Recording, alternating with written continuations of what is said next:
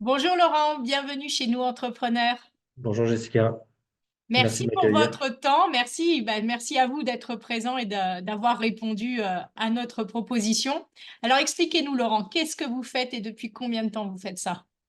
Alors, je suis cofondateur avec mon comparse Guillaume de la brasserie Parallèle. Et Ok. la brasserie Parallèle, c'est une brasserie un peu différente des autres, c'est pour ça qu'elle est en parallèle. C'est que c'est une brasserie 100% sans alcool. Waouh. L'idée étant de proposer des alternatives, et c'est très important, des alternatives goûtues et kiffantes pour l'apéritif, qui soient toujours sans alcool, saines dans le sens où on ne remplace pas l'absence d'alcool par du sucre, on veut toujours être faible en sucre, et toujours bio également. Ça, c'est un petit peu notre ligne de conduite. Notre mission, c'est vraiment de pouvoir créer une convivialité inclusive et qui dépasse j'ai envie de dire, l'alcool comme passage obligé pour prendre l'apéro et avoir un moment sympa avec des amis. Donc voilà, c'est un peu l'idée de pouvoir offrir des moments kiffants sans alcool à tout le monde pour l'apéro. Depuis combien de temps vous faites ça? Alors, la brasserie parallèle, on l'a créée en 2019. D'accord. Alors ça, les statuts ont été déposés en 2019. La vérité, c'est qu'on a commencé à commercialiser nos produits en 2020. J'ai quitté mon job de l'époque en mars 2020, soit 5 jours avant C'est le ce que Covid. j'allais dire. Ça devait Et être donc, impressionnant ça. voilà, on fait partie de cette génération d'entrepreneurs qui sont lancés en plein Covid. Donc on a tout de suite fait face à quelque chose de très compliqué. Waouh. Surtout quand on essaye de proposer de la convivialité à un moment où les gens ne pouvaient pas se réunir, bah, c'était un vrai sujet. Donc Comment vous avez fait? le démarrage a été compliqué puisque tout était fermé. Bah Donc ouais. j'ai envie de dire, on s'est focusé sur les projets type demande de subvention ou s'inscrire à des concours, voilà, au tout début, sur ce qu'on pouvait faire. Comme on ne pouvait pas aller voir les clients pour leur proposer nos produits, on a fait autre chose qui nous a permis quand même d'avancer. D'accord, génial. Et alors, j'avais envie de vous poser la question, la genèse du projet, qu'est-ce qui fait que vous avez eu envie de proposer ce positionnement? Et bien de manière assez surprenante, donc moi j'ai travaillé assez longtemps de l'autre côté de la barrière, dans l'alcool. Ok. Parce que la convivialité est quelque chose qui me portait et j'ai compris à un moment de ma vie que c'était vraiment quelque chose que j'aimais proposer, en fait, des produits autour de la convivialité, autour de boissons. Ok. Mais arrivé à un moment, ayant des enfants en bas âge, c'est souvent un moment où on commence à se poser des questions un petit peu sur le sens de son travail. C'est le moment où j'ai un peu dû expliquer à ma jeune fille ce que je faisais comme métier. Et en m'entendant dire papa vend de l'alcool, et j'avais un truc qui sonnait faux et qui n'était pas aligné avec mes valeurs. Ah, waouh. Non pas que je sois devenu moi anti-alcool dans ma vie, c'est juste que me lever le matin pour faire ça n'était plus aligné avec ce que je voulais faire. Je voulais me diriger vraiment sur des projets plus bienfaisants d'un point de vue à la fois santé publique, mais aussi d'un point de vue développement durable. Et c'est à ce moment-là que j'ai fait la rencontre de Guillaume. Donc c'est aussi une rencontre qui nous a amené à ça, la rencontre de Guillaume qui allait devenir mon associé, qui lui était en train de, pro- dans sa cuisine, en plus c'est l'ingénieur du projet, dans sa cuisine qui avait des échantillons de boissons qu'il avait élaborées, qui étaient des boissons un peu étranges et fermentées et sans alcool. Ça s'appelle le kéfir. Et il m'a fait goûter ça et c'est aussi le fruit d'une rencontre. On s'est dit, on tient un truc génial pour lancer une boisson d'un nouveau genre qui peut être conviviale, mais Waouh. saine et sans alcool. Génial, super, bravo. Alors aujourd'hui, donc vous avez développé la brasserie parallèle tous les deux. Tout à fait. Enfin, qui sont vos clients, qui sont les gens que vous aimeriez, enfin, que vous avez et avec qui vous développez quelque part la brasserie, quoi. Alors, il y a deux types de clients aujourd'hui pour la brasserie. Mais c'est assez attendu. Alors nous, une grande partie de notre business se fait avec les magasins bio. Ah ouais, d'accord. Comme nous, on est en bio, c'est quelque chose d'assez clé à la fois. Nous, on a choisi le bio pour deux raisons, hein. Pour, à la fois d'un point de vue responsabilité environnementale, c'était ce qu'on voulait pour notre projet, mais aussi en raison de la qualité des ingrédients dans la bio. Voilà. D'accord. C'était vraiment quelque chose auquel on tenait aussi d'un point de vue qualité produit.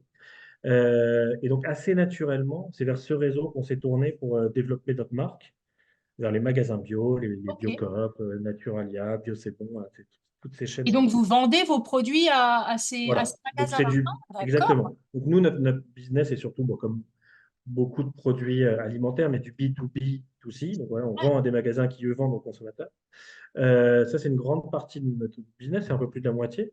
d'accord. Et une partie importante également, est tout simplement, bah, comme on peut s'y attendre, les bars, cafés, hôtels, restaurants, Oui. où là, on va proposer en direct de la consommation sur place. Voilà, une alternative à la fois à l'alcool, mais à la fois au soda industriel et très sucré. Ah ouais, super. Euh, Et pour ce faire, on a une gamme assez aujourd'hui large. On a commencé donc, avec une boisson fermentée sans alcool qui s'appelle le kéfir de fruits, Ouais. qui est une boisson qui, en plus d'être très bonne et peu sucrée, a en plus des vertus probiotiques. Donc, il peut être aussi consommé par certaines personnes pour des questions de santé. Et là, on a élargi notre portefeuille assez récemment en lançant nos bières sans alcool. Ah, super. C'est quelque chose sur lequel on nous attendait, on nous posait la question depuis le début. Et donc, c'est aussi un produit qui nous permet de développer à fond l'aspect CHR, les bars, hôtels, restaurants. Ouais. Et c'est devenu tellement tendance maintenant le sans-alcool. Tout le monde y vient de plus en plus par les contraintes sur la circulation. Enfin voilà, voilà. Donc Tout à c'est fait. vous êtes en Mais plein dans il y a la une, tendance là. il y a une tendance très forte sur le Ouais. sujet. Ah oui, oui. Puis Euh, attends. Enfin on a moi-même divisé, qui ai du mal à consommer de l'alcool, bah, je me retrouve dans les restaurants devant la carte à me dire bah non en fait je peux rien choisir et c'est compliqué à part du jus de tomate quoi. exactement. Ça C'est reste, bah, c'est aussi ce qui nous a, voilà, c'est ce constat-là qui nous a amené aussi à ah développer la ouais. brasserie parallèle. C'est encore très vrai ce que vous dites, c'est encore trop vrai dans beaucoup de Bah ouais, cas. C'est ouais, en train de changer. ouais. Aujourd'hui, on a conscience que ça change puisque 30% des décisions des consommateurs pour choisir un établissement se fait via la carte sans alcool. Donc Ah en fait, il y a ouais, une vraie ok, importance. ouais, Cette année, là, et là, vous dites que c'est de plus que c'est très tendance, mais c'est vrai, mais c'est une tendance de fond aussi, ouais. puisque depuis les années 60, les Français ont divisé par trois leur consommation d'alcool. Mais oui, Alors, donc il y a de toute façon une tendance de fond, mais là où vous avez vraiment raison en disant que c'est la tendance actuelle, c'est que cette année, on n'a jamais autant parlé de Dry January, là, il y a à peine un mois. Enfin c'était le mois dernier. ouais, ouais, tout Euh, à fait. il y a près de 60% des Français qui se disaient prêts à le faire. A priori, il y a près d'un tiers des Français qui ont fait Dry January, donc le mois de janvier sans alcool. Un tiers, hein, c'est énorme, hein. Oui, c'est énorme. C'est énorme et c'est un phénomène qui a lieu en France, mais sur lequel on est plutôt en retard finalement par rapport au reste de l'Europe.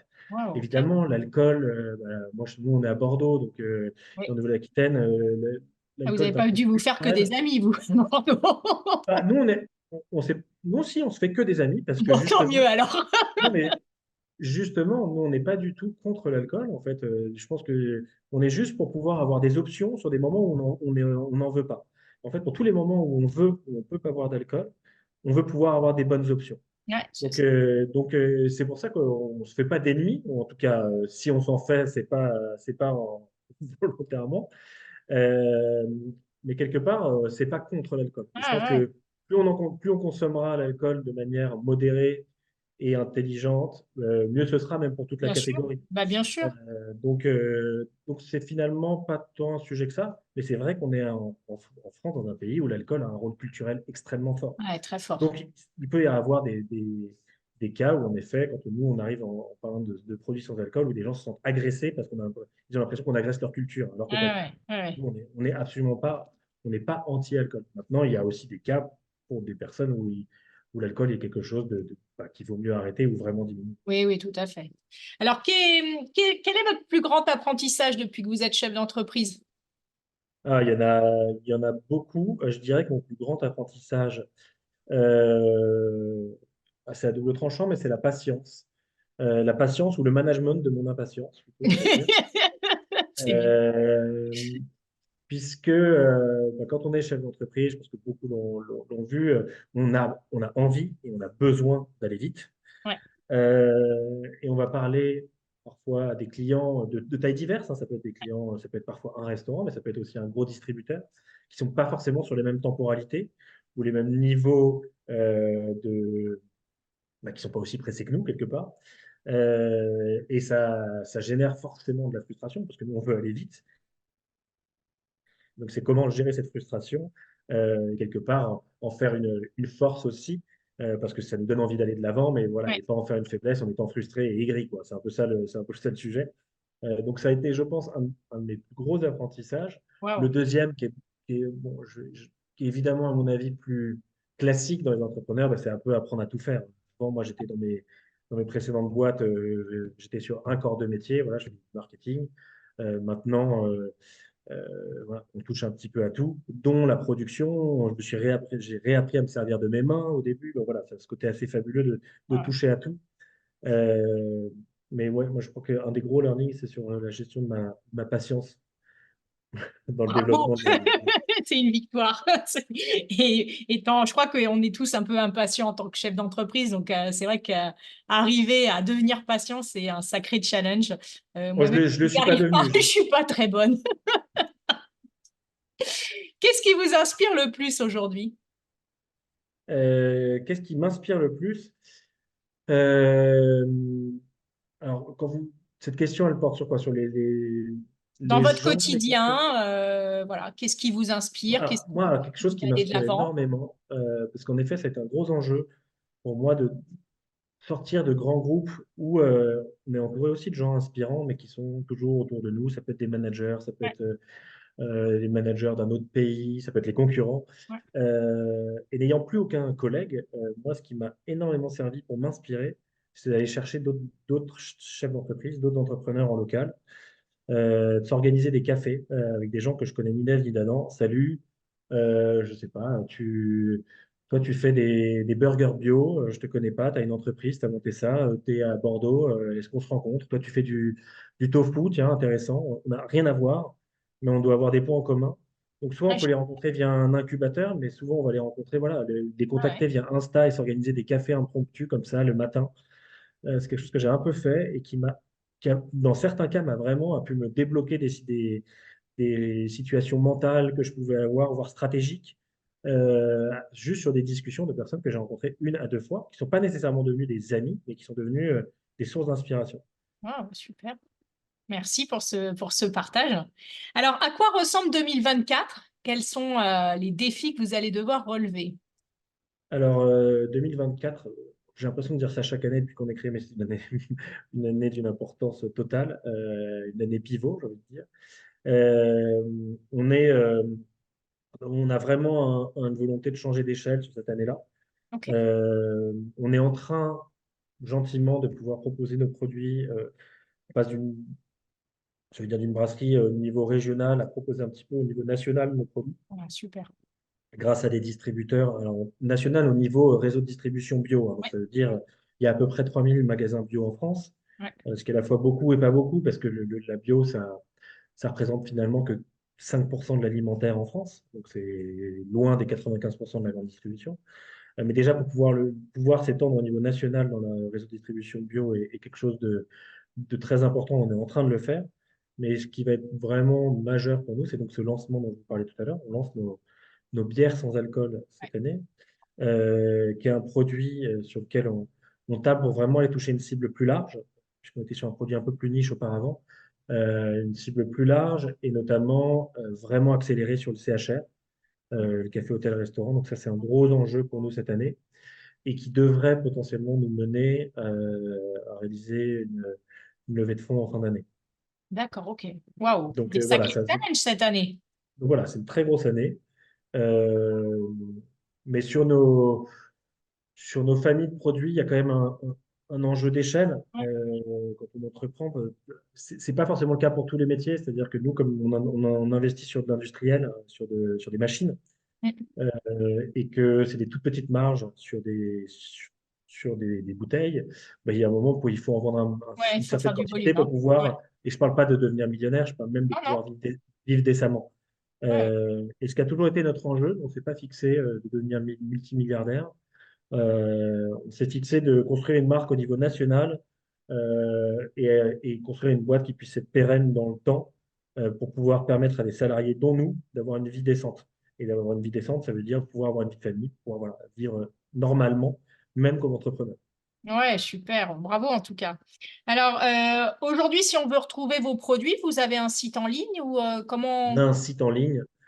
qui fait partie des choses qui sont absolument mal réalisées chez nous. Ça fait pas partie de mes fiertés. D'accord. Donc, j'en Attention, parle pas ou j'en parle? non, non, ce que je vais corriger, c'est pas que le site est mauvais, parce qu'il a été fait par quelqu'un qui l'a très bien fait. C'est juste qu'il n'est pas à jour. D'accord, ok. Donc, Euh, donc, est-ce que vous voulez qu'on le mette en avant ou pas spécialement? si vous pouvez le mettre parce qu'il est bien fait, c'est juste qu'il n'est pas à jour sur, par exemple, trouver tous les sites dans lesquels on est vendu, par exemple, il n'est pas du tout à jour. Ah oui, mais on peut quand même acheter vos produits et trouver des choses. Voilà, exactement. Si D'accord. vous voulez acheter Voilà. nos produits en ligne, vous pouvez complètement aller sur notre site Donc, euh, brasserieparallèle.fr? .com. .com, ok. Exactement. Bon, ben super. Merci Laurent pour ce partage. Merci pour ce que vous faites. Je vais pouvoir boire autre chose que des jus de tomates.